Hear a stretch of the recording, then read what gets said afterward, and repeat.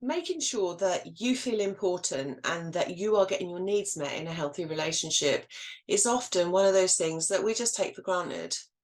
We love them, they love us, and that should be enough for them to know what we need to be happy and for them to choose to do the right things. Sadly, life doesn't always quite work out like that. Our partner, for one, is probably not psychic, and therefore not always able to guess what we need and what we want accurately.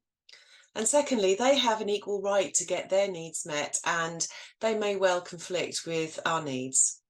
So this video is going to give you 5 tips to help you communicate your needs effectively without provoking an argument or sulks in your partner.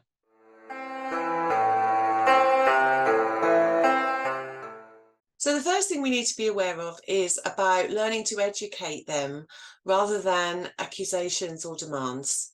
So number one is about leaning into educating them about what your needs are and what your hopes are and what you need from them, rather than accusations or demands, which is where a lot of us go when we feel frustrated or we feel ignored or we feel hurt in a relationship.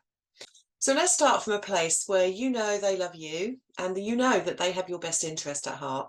So there's no need to take an aggressive, hostile stance unless you think they did it on purpose, and that's a different video. So tip number one is about taking the time to tell your story of what has happened or the problem you're facing as accurately, as simply as possible, without any accusations, without any demands. So you need to start by acknowledging that they probably didn't want to upset you before you explained what happened. I know you love me. I know that you don't want to hurt me, however, so that they already understand that you know them, that you are understanding their intentions were not bad. And then you can tell them how you've interpreted what happened and your feelings as a result of that. So tell them clearly what you'd like to happen in the future and listen to their response.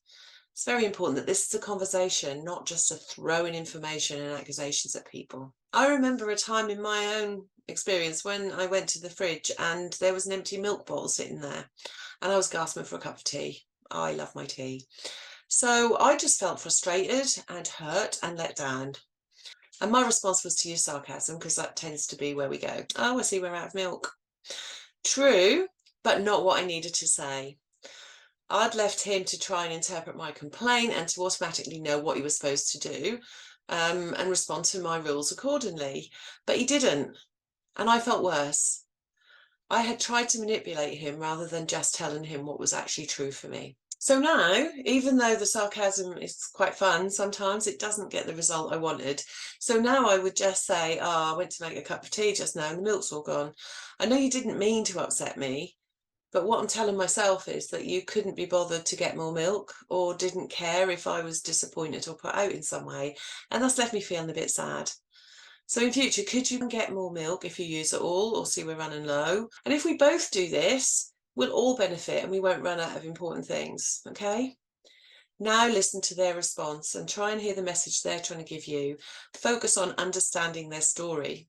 You've already said your piece. You don't need to be thinking about what you're going to say next. This is about listening to them. So have you ever found yourself expecting your partner to be able to guess what you need, guess what you're thinking, and guess the right answer? Do you think it's important that your partner is able to read your mind and just know what you need without you having to tell them? Do you find yourself beating around the bush rather than just taking ownership and coming to the point? Let me know below, especially if you have been like that and then tried something different. How did that work out for you? Did you find that communication improved and that actually you felt more visible and more important within the relationship? The second one I want to talk about is understanding your goal and what achievement looks like.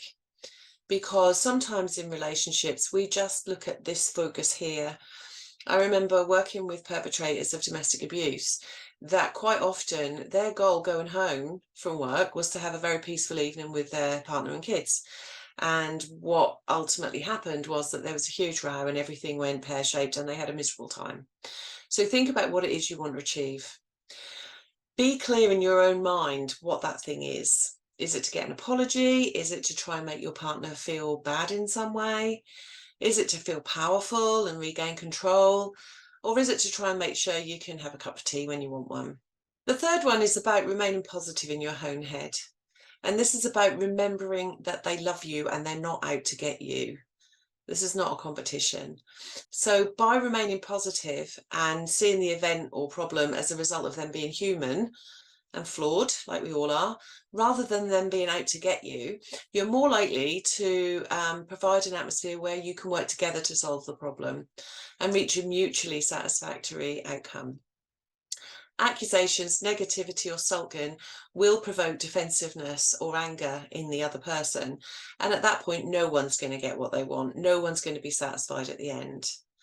You have set up a power struggle and a platform where someone wins and someone loses. Was that your goal? Are you into control? Do you want this other person to obey you? Or do you want a nice, harmonious relationship?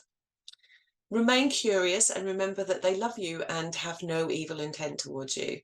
And by working with your partner, you're more likely to achieve mutual agreement and therefore lasting change. Number 4 is about being calm. Quite often we have these conversations in the heat of the moment when they're fresh in our heads, but this is also the time when our emotions are strongest.